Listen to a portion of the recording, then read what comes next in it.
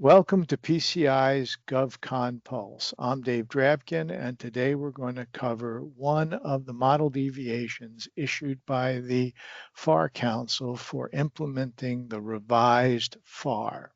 Today we're going to talk about what has happened with FAR Part 13.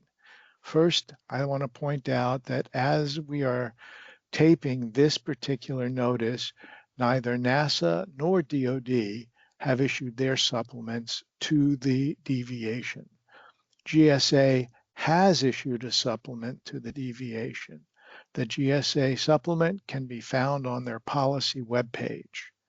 They have also issued a practitioner's album for FAR Part 13, which describes simplified procedures for non-commercial acquisitions, which is the new name for FAR Part 13. Comments on this model deviation are due by 3 November 2025.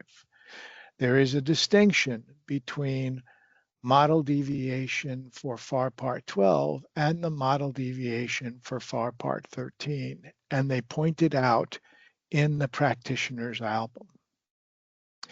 The model deviation for FAR Part 13 covers non-commercial products and services valued at or below the simplified acquisition threshold.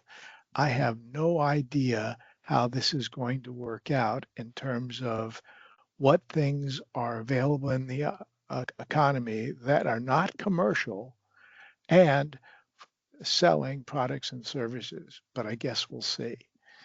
There is set-aside provisions for these non-commercial items for which simplified acquisition procedures are authorized.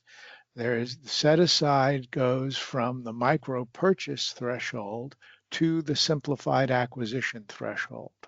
The primary clause for implementing in contracts these non-commercial simplified acquisitions is 52.213-4, and it prohibits the use of FAR Part 12 clauses in any contract or purchase order that includes the non-commercial simplified acquisitions.